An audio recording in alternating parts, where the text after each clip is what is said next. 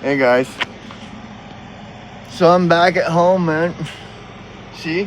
You can tell by this tapestry here, right? Anybody recognize that tapestry there? Yeah. That's like my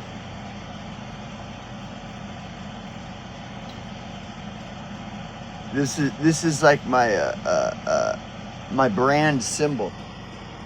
This is my brand symbol right here. Everybody knows me by this.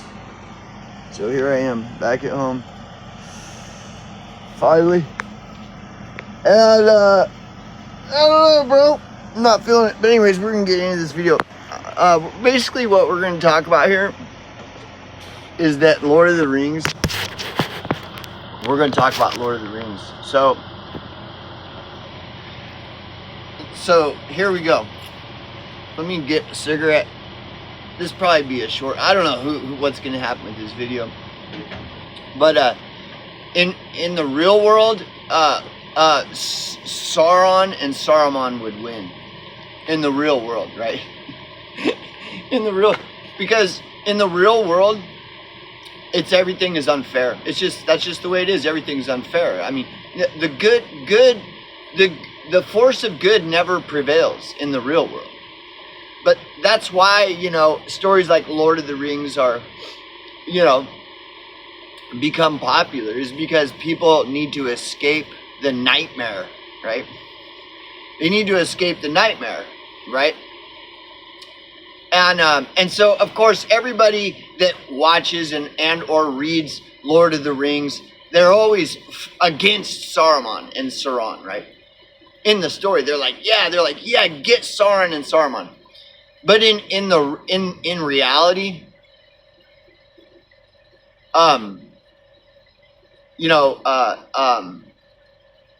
it's just a pipe dream. It's a pie in the sky pipe dream that people would actually be against evil in the real world. Now, in a fantasy like Lord of the Rings, of course, everybody's gonna root for the good guy. Yeah, go. But out in the real world, nobody cares about the good guy. The good guy. That's why like.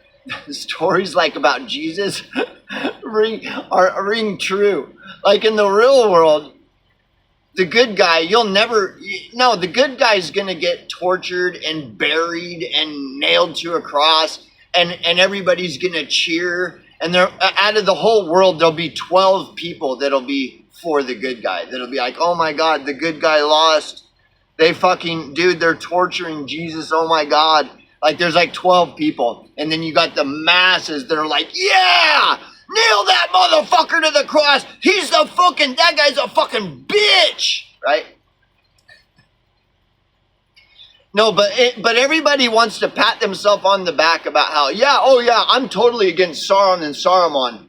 Like only a stupid motherfucker would root for Sauron and Saruman in Lord of the Rings. Of course, I'm so awesome that I'm gonna relate with the elves and the good guys and the Hobbit and everything. Yeah, dude, try to find anybody that's gonna root against the Hobbit. Yeah, that's gonna root for Sauron and Saruman. No, but see, in the real world, it's an inversion. In the real world, nobody's gonna be rooting for the good guy. Right? I mean, that's maybe 12 people in the whole world. You'll have 12 people that are really root for the good guy.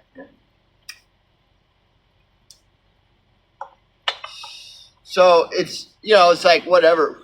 So in the real world, Sauron and Saruman would prevail. But if you want to go with like story time and fantasy and stuff, well, of course, Sauron and Saruman were going to be overthrown, and then and the elves and the hobbits, the innocent elves and hobbits, live happily ever after, and everybody loves it. Everybody's like, yay! Yeah, in the fantasy land, but in reality, Sauron and Saruman would win. And everybody would be like celebrating. Yes, all right, Sauron and Saruman, yeah! In the real world. But it's super funny that even though that's the case in the real world, at the same time in the real world, everybody pats themselves on the back about how awesome they are because they're against Sauron and Saruman in the story of, Lord of the Rings. Oh yeah, I'm totally against. Oh yeah, no, Sauron and Saruman should totally lose. I'm so glad that at the end of the story of Lord of the Rings, I'm a big Lord of the Rings fan. I'm like the biggest Lord of the Rings fan in the world. And it's just this epic, awesome story of how evil is overcome. And it really should be that way. But in the real world, yeah, even though it should be that way, what you really need to do is understand that that's not the way it is, that you really in the real world you should just join forces with Sauron and Saruman, because in reality Sauron and Saruman always win in the real world. That's just fantasy. But I'm a big Lord of the Rings fan. Like I've read their books several times. I can recite Lord of the Rings verbatim, the entire story. I know all the mythos, the lore. I'm super smart. And of course, I'm against Sauron and Saruman, metaphorically. But in reality, I work for Sauron and Saruman. And it's totally, because that's just the way it is in reality. I mean, life is just unfair. And if you're going to be stupid enough to go against Sauron and Saruman in the real world, well, really, you only have yourself to blame. When you lose, if in the real world you're standing up against a proverbial Sauron and Saruman, well, you're stupid, because in the real world you want to join forces with Sauron and the proverbial Sauron and Saruman. You want to join forces and work with them, and the more you work with them, the more money you get. So that's the way it works in the real world. But yeah, anybody who would support Sauron and Saruman in the mythos of Lord of the Rings, they're just stupid. Who would be that stupid? But in the real world, anybody that wouldn't join forces with Sauron and Saruman, with the proverbial Sauron and Saruman, well, they're stupid, because Sauron and Saruman always prevail in reality. But anyways, no. So yeah, no, if Lord of the Rings were to happen in the real world, Sauron and Saruman would win. Like there wouldn't even be a fight at all. Like Sauron and Saruman would just squash all its opponents like a fucking bug. It'd just be like, and there wouldn't be some epic story and shit. Hey, what's going on here? I watched Halloween last night. But anyway, no. See what I'm saying? In the real world, the proverbial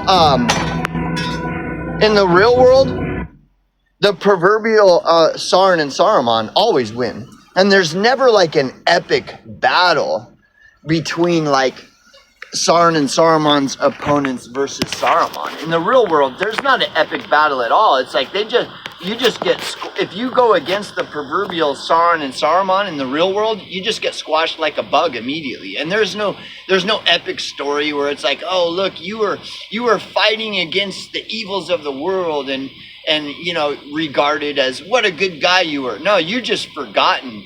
Nobody even knows that you ever even existed and stood up against Sauron and Saruman. You and what army? Your 11 friends? Meanwhile, the entire world is all in alliance with Sauron and Saruman. That's the difference between the real world and then Middle Earth. In Middle Earth, of course, the good guys win. Whereas in reality, the good guys never win. Sauron and Saruman, they rule everything. And that if you go against the proverbial Sauron and Saruman in the real world, you're just stupid. Because only a stupid person would do that. Because everybody knows that in the real world, the proverbial Sauron and Saruman always win. So you would be dumb to go against the proverbial Sauron and Saruman in the real world. But if you were to be disappointed that Sauron and Saruman lost in the book, well then you're like a retard. everybody knows that you don't take the side of Sauron and Saruman when you're watching the movie Lord of the Rings or when you're reading the book. Everybody knows this, you know. It's just crazy, dude. The inversions of everything. You know, it's funny to watch people brag about how much they know about Lord of the Rings and everything and all this shit. But when you look at that person who's bragging about what a big fan they are of Lord of the Rings, and they're bragging about how much they know about the Lord of the Rings mythos and lore, these people that brag about it, when you look at that person and you were to gauge like where that person would be in the actual book, they're like a fucking orc. They're just some petty fucking orc that's part of the Saruman's army. Like they are the equivalent of a fucking orc, but then they're the expert on token lore. You know what I mean? No. Like the people that most resemble the good guys in Lord of the Rings in the real world are the homeless. Like those are the only people that most closely resemble the good guys in the movie Lord of the Rings and in the books Lord of the Rings books is the homeless. Those are the people that come closest to the hobbits and like, you know, the moral compass of the hobbits and the moral compass of the Ents and the Fangorn. Look at the Ents and Fangorn. Like the homeless people most closely resemble Fangorn than any other group of people in the world. It's the homeless. The homeless are the quintessential fucking Fangorn in the Lord of the Rings mythos. And then when you look at what Fangorn accomplished in the story Lord of the Rings, like without Fangorn, Sauron and Saruman would have won. Would arguably have taken over Middle Earth. Without Fangorn, Sauron would have won. The Oathbreakers are the same. Look at the Oathbreakers. What population most closely resembles the Oathbreakers in the mythos Lord of the Rings? The homeless. The homeless. The only other arguably group of people that most closely resemble the Oathbreakers besides the homeless would be like prison inmates. The population of prison inmates in this country. And then okay, so if say you got one of these experts on Lord of the Rings, they're just an expert, right? They know everything about Lord of the Rings. Well, okay, like if they weren't a fucking gatekeeping fucking rich asshole fucking cunt, and you could ask them, well, what population most closely resembles the proverbial Oathbreakers? Is it like the middle class? Would it be the middle class that are the oath that in modern times, right? No. See, the Oathbreakers are the fucking are the pariahs of society. Don't you understand this?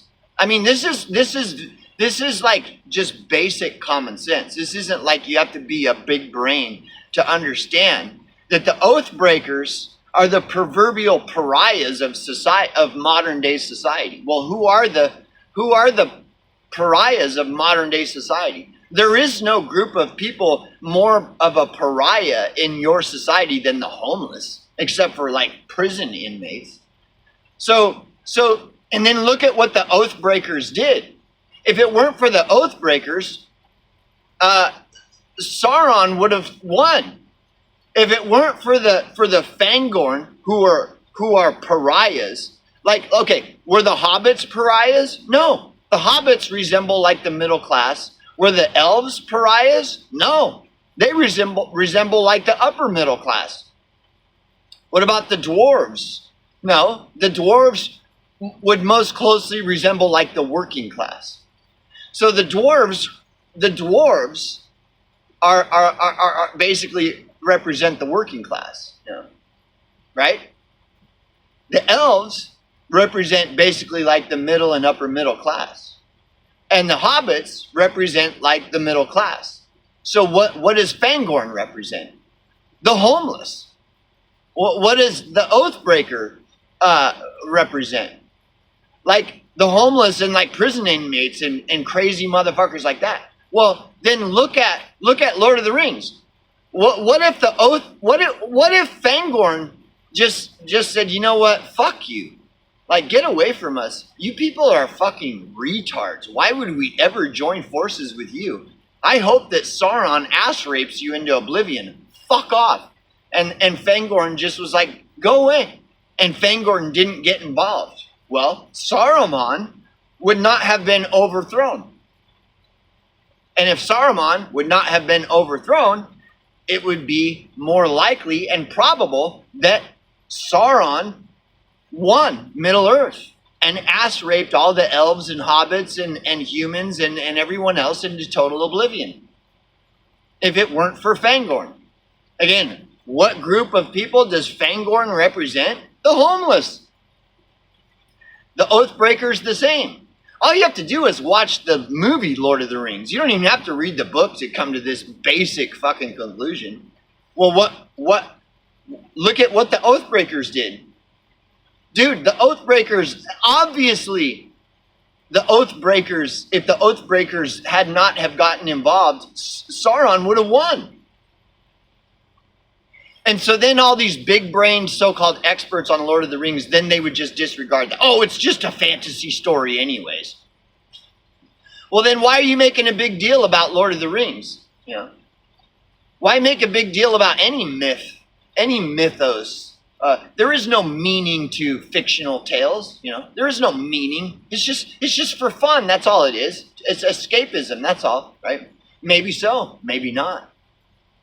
There are many people who are fucking geek out on Lord of the Rings that claim that, you know, that Lord of the Rings is a social commentary that bears a lot of relevance to society and the world that we exist in.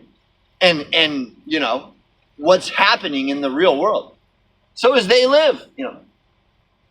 But anyways, yeah, no, who, dude, like seriously, you got all these fucking retards that act like they're so fucking smart about the fucking, the Lord of the Rings mythos. Well, what group of people do you think that Fangorn most likely represents? Most likely symbolizes in the real world? Fangorn. Like, those are all the tree people that abandoned society because society rejected them anyways and treated them like shit. And so they all just went and they just lived homeless as far away from Middle-earth as possible. They represent the fucking homeless. Like, only a retard would not see this. Especially people claiming to be the arbiters of what Lord of the Rings truly represents. Like all these people that claim to be big brains on fucking Lord of the Rings, they know better than I do that Fangorn and the Ents represent the homeless population. And look at what Fangorn and the Ents did. Like, what if Fangorn and the Ents did not get involved in the battle? And they just said, no, we don't want anything to do with your fucking working class, middle class, fucking crybaby grievances because you're all a bunch of fucking cunts. So go fuck yourselves. And in reality, that is exactly what the Ents and Fangorn arguably should have done. In reality, that's what the homeless would do. They would be like, no, bye, fuck off. You know, like that Guns N' Roses song. I don't need your civil war. I don't need your fucking civil war. Go eat shit. And in the real world, that's what the Ents and Fangorn truly would have done. They just said, no, we don't need your civil war. Fuck off. That's what Fangorn and the Ents would have done. And again, a person claiming to be like the big brain on the Lord of the Rings mythos, like if they weren't a fucking gatekeep and a gatekeeper that keeps people out that could arguably challenge them, they don't want to be challenged, because then they're big. That this illusion that they're the big brain is diminished, because this is the truth. In the real world, the Ents and the Fangorn would have said, "Fuck you. We don't need your civil war. We don't care. You brought this on yourself. You can deal with the consequences. Good luck. Have fun. Because it doesn't matter to us whether you win or lose. Like, we're fucked up. You've already fucked us into oblivion. So where we live as far away from all you people as possible, because your society is retarded. So now your retarded society is being threatened by Sauron and Saruman. We don't care. Again, look at what the fucking Fangorn did in Lord of the Rings. Fangorn was responsible for overthrowing Saruman. Then you look at the Oathbreakers. If it weren't for the Oathbreakers, Sauron would have never been overthrown, ever. And who are what population of people would the Oathbreakers most likely represent in modern times? The pariah, the outcast, the people that society has rejected and condemned. Oh, we should just, kill all those Oathbreakers, says Fox News. We should just kill all those Fangorn, says Fox News. And everyone else who goes along with whatever the popular narrative is all the time. But all these people that claim to be big fans of Lord of the Rings, they either don't know or they're lying to themselves and everyone else about the truth about fucking Lord of the Rings. Because the truth about Lord of the Rings is that Fangorn and the Oathbreakers represent the pariahs and outcasts of society, like homeless people. And if it weren't for Fangorn and the Oathbreakers, Sauron would have won the battle and won the war. And there would be no Middle Earth. All there would be is eternal darkness. Okay? So, and in the real world, nobody's standing up against the proverbial Sauron and Saruman. No one is, except for maybe 12 people on the entire fucking earth. Oh no, in the real world, Sauron squashes his opponent like a cockroach. And anyone who even considers going against the proverbial Saruman in the real world will get squashed like a bug. And no one will they'll never even be acknowledged as, hey, look, there was this one person or group of 12 people that stood up against Sauron, the proverbial Sauron in the real world. In the real world, everybody sucks Saruman's dick all day, every day, and condemns any and everyone who would even critically challenge the idea and say, maybe we shouldn't be sucking Saruman's dick and Sauron's dick all day. No, that doesn't happen in the real world. So anyways, just some thoughts on Lord of the Rings.